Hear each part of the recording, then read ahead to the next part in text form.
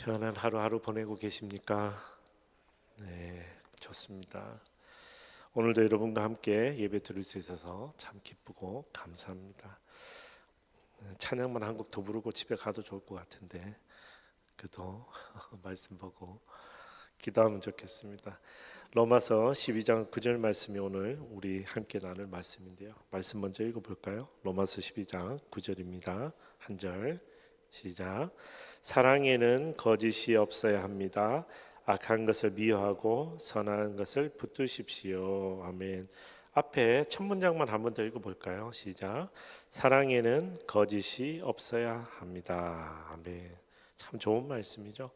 오늘 로마서 12장 9절을 여러분과 함께 나눌 수 있어서 너무 감사합니다. 오늘 저희는 진정한 그리스도인이란 무엇인가 우리 말씀을 통해서 묵상하기 원합니다.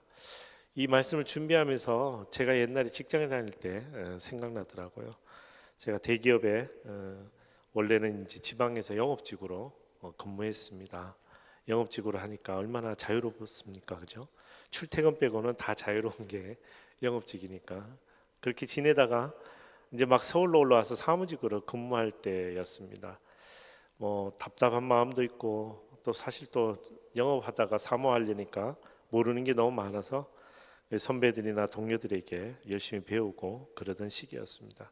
그때 그 동료들과 선배들의 가르침 속에 뭐 단순히 사무적인 일들뿐만 아니라 여러 가지 인간적인 관계 스킬이라든가 뭐 여러 가지 참 많이 배웠던 것 같아요. 지금도 생각하면 그분들한테 참 감사한데 그때 좀 독특한 가르침이라 그럴까 주의사항이라 그럴까 저한테 주의사항이죠. 네, 저한테 꼭 한마디 한 게 있었습니다. 모든 사람마다 땡땡 지점장님이 전화 오면 웬만하면 봐주라 그런 것이었습니다.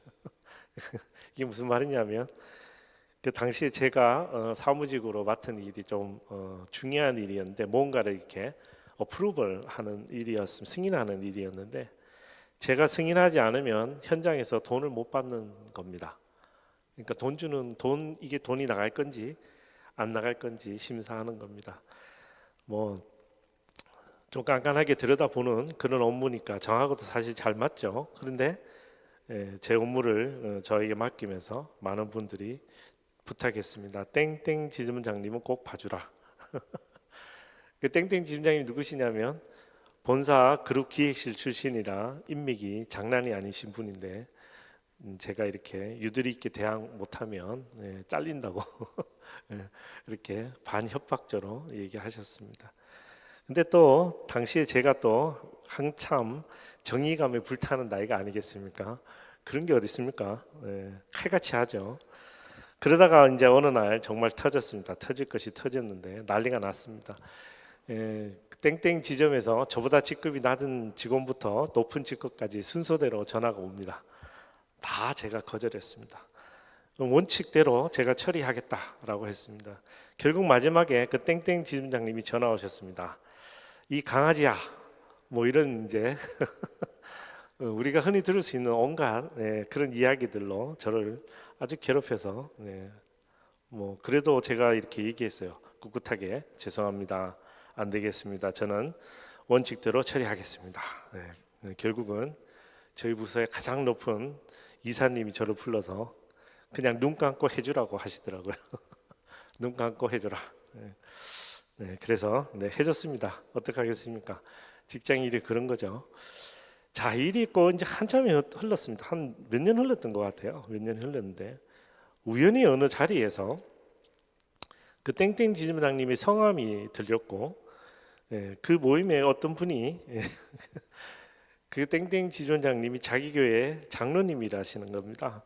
근데 이분 말씀이 뭐냐면 자기는 그렇게 신실하신 장로님은 본 적이 없다고 저에게 입이 마르도록 칭찬하면서 그런 신실하신 장로님이 계신 회사는 잘 될 거라고 복 받을 거라고 그렇게 막 덕담을 하시는데 제가 듣다가 할 말이 없었습니다. 그래서 그 신실하신 지점장님, 저 신실하신 장로님, 교회에서는 참 좋으신 장로님이셨지만 직장에서는 강아지가 입에서 강아지를 수십 마리씩 키우시는 그런 분이셨습니다. 그래서 그때 제가 그런 생각을 했어요. 나는 저런 그리스도인은 되면 안 되겠다. 그런 그리스도인은 되지 말아야 되겠다라는 그런 생각을 한 적이 있습니다. 사랑하는 형제 자매 여러분, 진정한 그리스도인은 무엇입니까? 우리는 어떻게 하면 진정한 그리스도인이 될 수 있을까요?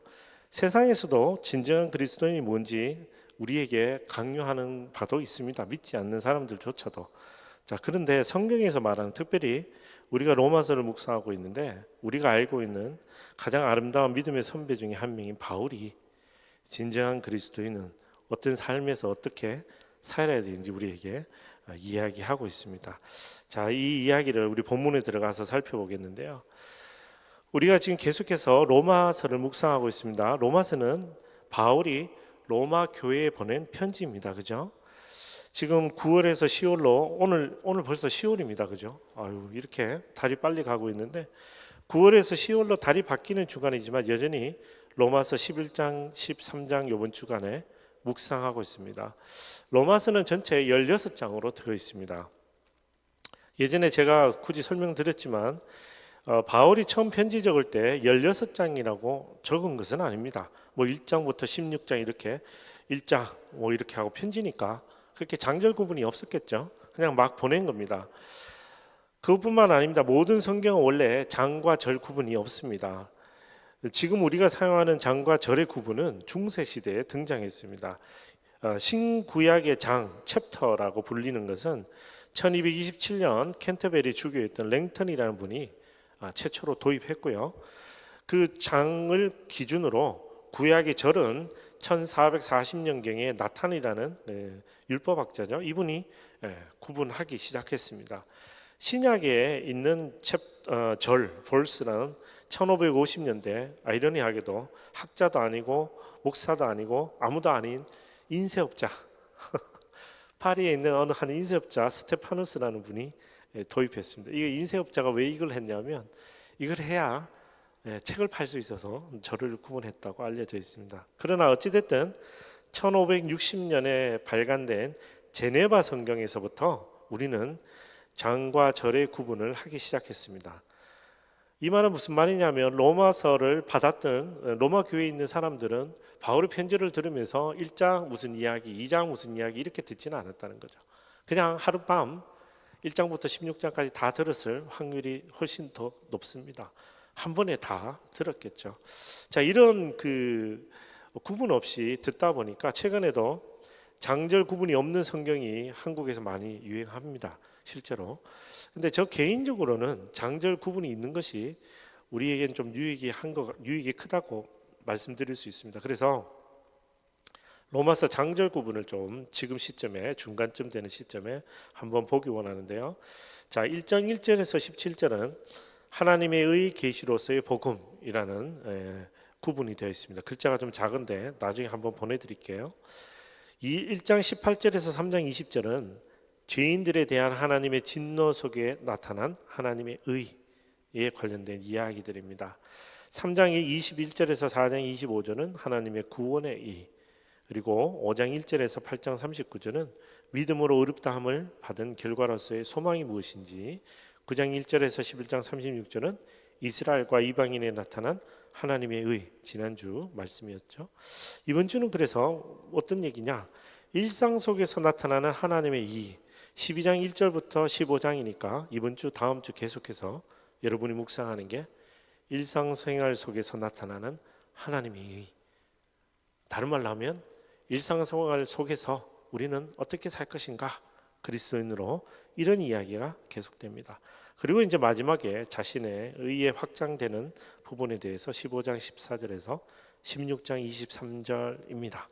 그러니 오늘 혹은 이번 주간 다음 주간은 우리가 일상생활, 즉 우리 삶 속에서 어떻게 진정한 그리스도인으로 표시, 마크를 할 것인가라는 바울의 가르침입니다.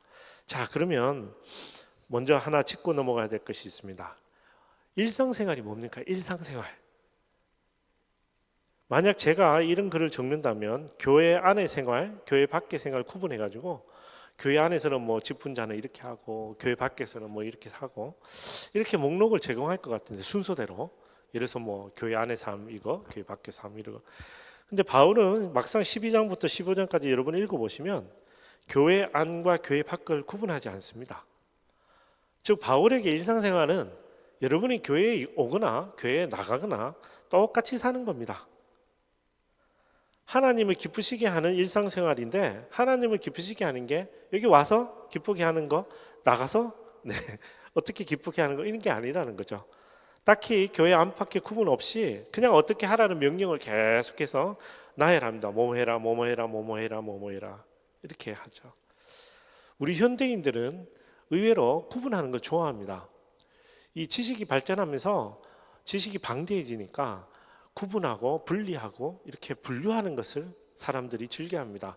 컴퓨터가 발전하면서부터 더 심하게 그렇게 됐습니다. 여러분들 혹시 컴퓨터에 어느 폴더에 뭐 파일을 넣어놓고 못 찾는 경험 없습니까? 컴퓨터는 그게 쉽지 않거든요. 어디에 넣어놓으면 잊어버리면 못 찾습니다. 그만큼 잘 구분하는 것이 요즘 익숙한데, 바울은 그렇게 구분해서 우리에게 교회 안에서는 이렇게 생활하고 교회 밖에서는 이렇게 생활해라, 뭐 이렇게 구분해서 말하지 않습니다.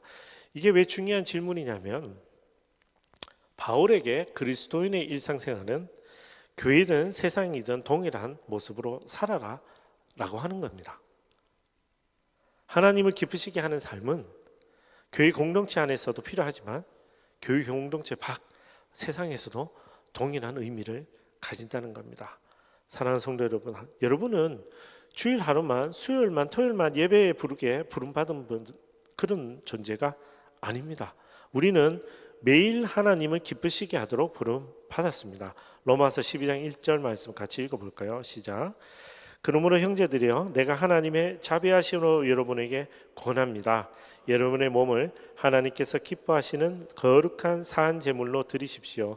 이것이 여러분이 드릴 영적 예배입니다. 아멘. 유대인들은 용키퍼라고 거룩한 산 제물을 가져오는데, 로마서는 뭐라고 얘기합니까? 우리가 거룩한 산 제물이 되어야 된다고 이야기합니다. 특별히 여기 제물이라는 단어는 희생 제물을 뜻합니다. 희생 제물은 뭐냐 하면 대표적으로 죽여서 불에 태워서 하나님께 드리는 흠이 없는 제물입니다. 이 이해를 좀 돕기 위해서 레위기 1장 7장을 다 읽을 수는 없어서 레위기 1장 3절에서 9절 말씀을 우리가 인용해서 좀 읽기 원합니다. 3절부터 읽겠습니다. 만약 소로 예물을 삼아 번제를 드리려고 하면 흠이 없는 수컷을 드려야 한다. 회막문으로 그가 그것을 가지고 오면 여호와 앞에서 기쁨으로 받아들여질 것이다. 그가 번제물의 머리에 손을 얹어야 한다. 그러면 그를 위한 속죄 제물로 기쁘게 받아들여질 것이다. 그는 여호와 앞에서 황소를 잡아야 하며 아론의 자손인 제사장들은 그 피를 가져다가 회막문 앞에 제단 사방에 뿌려야 한다. 제사를 드리는 사람은 번제물의 껍질을 벗기고 토막을 내야 한다. 아론의 자손인 제사장들은 제단에 불을 놓고 그 위에 나뭇가지들을 가지런히 놓아야 한다. 그 후에 아론의 자손인 제사장들은 번제물의 토막들과 머리와 기름이 있는 부위를 제단에 불붙은 나무 위에 두어야 한다. 그리고 제사를 드리는 사람은 제물의 내장과 다리를 물로 씻어야 한다. 그 후에 제사장은 제물의 모든 부분을 제단에서 불태워야 한다. 이것은 번제이며 여호와께서 기뻐하시는 향기로운 화제다. 아멘. 하나님 기뻐하시는 제물인 거예요. 예물 자체가, 희생 제물 자체가 우리의 죄를 속한다는 그런 큰 의미도 있지만, 궁극적으로 우리가 이것을 드림으로 하나님을 기쁘시게, 기쁨으로 기쁘게 받아들여 줄 수 있도록 하는 것이 제물입니다. 하나님께 드리는 예물이니까 흠이 없어야 되고 절차에 따라 신중하게 모든 부분을 불을 태워 하나님을 기쁘시게 하는 향기로운 제물이 되어야 한다는 것입니다. 여기 또 하나 향기로운이라고 번역된 단어, 이 단어는 헬라 원문으로 레아하라는 단어인데요. 이 아로마라는 뜻이죠. 우리 흔히 아는 아로마입니다. 향기 맞습니다. 근데 이 향기라는 뜻 안에 또 기뻐하다, 마음에 들다라는 뜻이 또 있습니다. 다시 말하면 하나님을 기쁘시게 하는 향기로운 제물이 되는 것이 우리 그리스도인의 진정한 삶의 역할이라는 것고, 또 우리의 제물로 드린다는 것이 그런 의미이니까 이것은 언제 어디서든 우리의 모든 것을 다 드린다는 거죠. 다만 우리는 그리스도와 연합해서 새 생명을 얻었으니 더 이상 죽은 재물이 되는 것이 아니라 산 재물. 그래서 바울은 산 재물이라고 이야기했습니다. 사랑하는 형제자매 여러분, 우리가 진정한 그리스도인이 되는 것은요, 우리의 모든 것을 드리는 거고요, 우리의 그 존재 그 자체를 드리는데, 이것이 하나님이 기뻐하시는 향기로운 제물로 드리는 겁니다. 그리고 더 이상 하나님은 죽은 제물을 기뻐하지 않으십니다. 살아있는 산 제물, 새 생명으로 하나님을 기쁘시게 하는 겁니다. 그러니 죽어야지 옛날에는 제물로 드렸는데 살아있어서 제물로 드려야 되니, 비록 우리가 예수 그리스도의 능력으로 새 생명을 얻었지만 살아있는 자가 거룩하고 흠이 없는 제물이 되어야 하는 것이니, 그러니 우리 안에 필요한 것이 구원 다음에 성화가 필요한 겁니다. 변화가 필요한 겁니다. 로마서 12장 2절 말씀 읽겠습니다. 여러분은 이 세대를 본받지 말고 오직 마음을 새롭게 함으로 변화를 받아 하나님의 선하시고 기뻐하시고 온전하신 뜻이 무엇인지 분별하도록 하십시오. 아멘. 2절에 보면 본받는다라는 단어가 있는데요, 이 세대를 본받는다라고 할 때 이 본받는다는 단어는 따라한다는 뜻도 있지만 조금 더 깊은 뜻이 뭐냐면 따라함으로 닮는다는 뜻이 있습니다. 그러니까 세상에 동화되고 순응한다는 뜻입니다. 바울은 오늘 순응하지 말고 변화하라고 하는 것입니다. 사랑하는 형제자 여러분, 좀 엉뚱한 질문인데요, 순응이 편합니까? 변화가 편합니까? 순응이 쉽습니까? 변화가 쉽습니까? 순응이 쉽죠. 순응이 뭐냐입니까? 그냥 보면 따라가는 겁니다. 그냥 하다 보면 닮아가는 겁니다. 우리가 많은 예화를 드는 게 아이들이 부모를 따라한다고 할 때 그게 순응입니다. 아이들이 부모를 따라하는 건 무척 자연스러운 거죠. DNA뿐만 아니라 삶 속에서도 늘 보는 것이 그것이기 때문에, 아빠가 알코올 중독이고 폭력이라면 자녀들이 알코올 중독과 폭력을 가까이 하는 것은 무척 쉽고 자연스러운 것입니다. 이거는 학문적으로도 연구가 되어 있습니다. 그러나 변화는 무엇입니까? 아빠가 알코올 중독이고 폭력이라도 아들은 그 폭력과 알코올을 떠나 나는 그렇게 살지 않겠다, 나는 결단코 저런 아빠가 되지 않겠다고 결심하고 알코올도 멀리하고 폭력도 멀리하는 것, 이것이 변화인 것입니다. 그래서 변화는 뭔가 뼈를 깎는 고통, 이런 것들을 동반한다고 우리는 이야기하는 거죠. 변화는 배가 물을 거슬러 가는 것처럼 물을 순응하면 편하지만 거슬러 가야 되니 무척이나 힘든 것처럼 어려운 것입니다. 근데 이 변화, 특별히 성경에서 이 변화라는 단어는요, 겉만 변하는 것이 아닙니다. 바울은 이 변화를 묘사하기 위해 헬라어 단어 중에 굉장히 독특한 단어를 사용합니다. 메타모르포라는 단어인데요, 모습이 변하다 혹은 변화하다라는 단어인데요, 이 단어는 성경에 4번밖에 안 나옵니다. 바울이 2번 쓰고요, 마태복음에 1번 나오고 마가복음에 1번 나옵니다. 자, 그럼 복음서에 2번 나올 때 어떤 단어인가? 이 바울이 분명히 이 복음서를 이해하고 썼을 거라고 생각하는데, 어쨌든 마태복음 17장 2절 말씀 먼저 한번 읽어볼까요? 시작. 예수께서는 그들 앞에서 모습이 변모돼 얼굴이 해처럼 빛나고 옷이 빛처럼 새하얗게 되었습니다. 아멘. 이게 우리가 아는 변화산 이야기입니다. 마가복음 9장 2절 또 읽어볼까요? 시작. 6일 후에 예수께서 베드로, 야고보, 요한만 따로 데리고 높은 산으로 올라가셨습니다. 그런데 예수께서 그들 앞에서 모습이 변하셨습니다. 자, 우리는 얼굴만 하얗게, 옷이 하얗게 변했다고 생각하지만 성경은 그런 변화가 아니라 존재가 변했다고, 인간의 몸으로 입고 오신 예수님이 다시 그 전의 모습으로 변화한 것을 우리에게 보여준 것입니다. 그래서 이게 놀라운 기적입니다. 바울은 우리의 변화가 이런 변화, 예수님이 모습을 보여주셨던 것처럼 우리도 이렇게 변화해야 한다라고 하는 겁니다. 자, 여기까지 들으면